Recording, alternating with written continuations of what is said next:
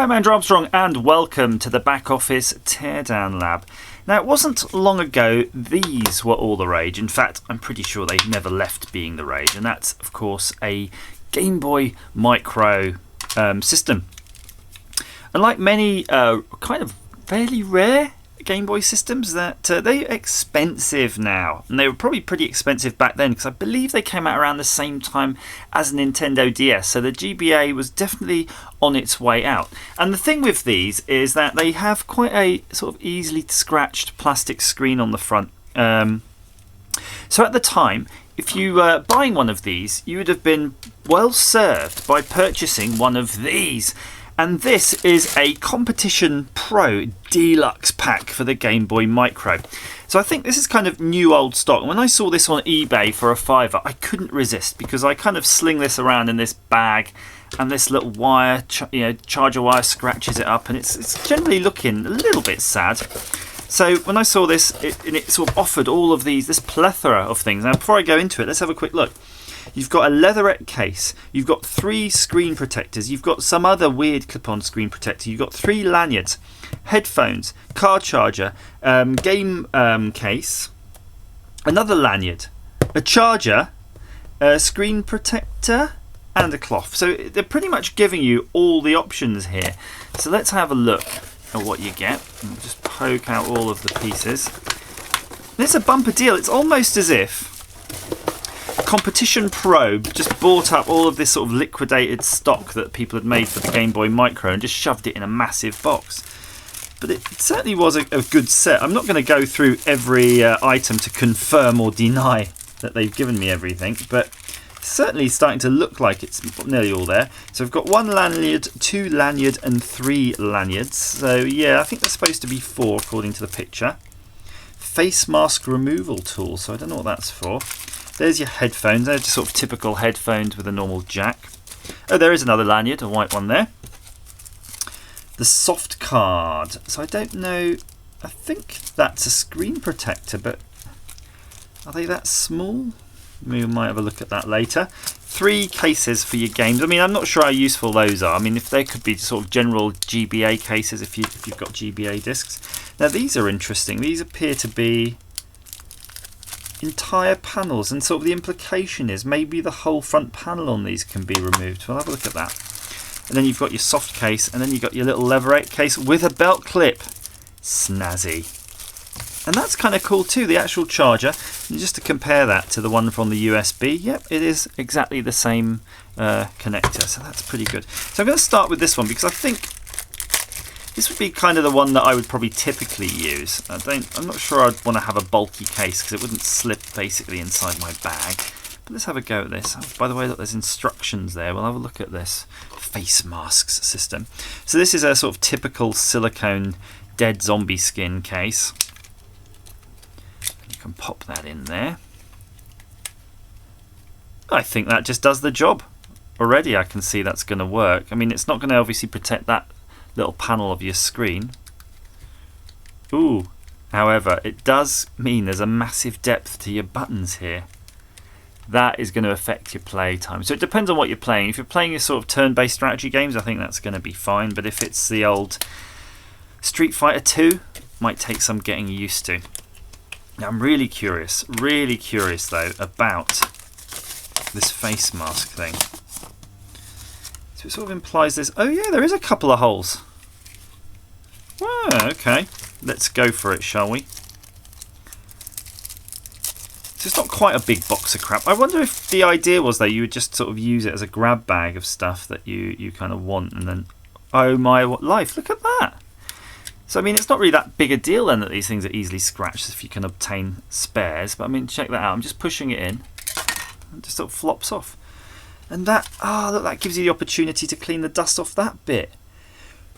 Because that was annoying me that there was dust on that inner screen. But yeah, you can just get that out now if you've got a suitable cloth. And I'm not saying this one is, but yeah, dust away. Oh, I'm so pleased.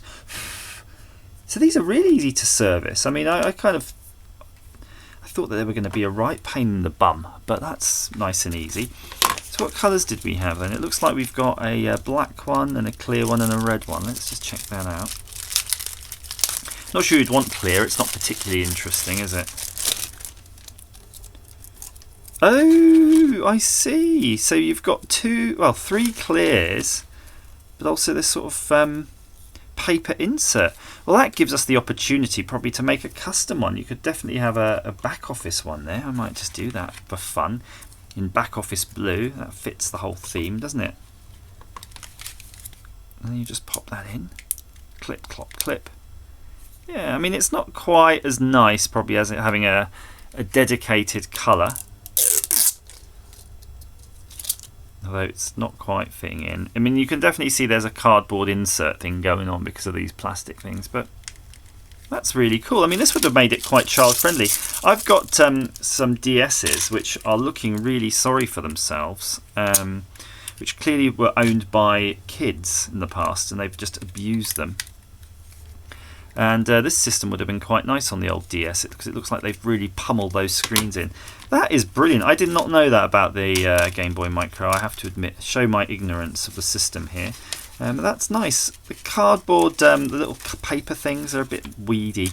But what I think you could do, with the right amount of sort of preparation, you could paint that clear plastic whatever you want, really. You just got to make sure you've got a window over the bit where you want to see the screen.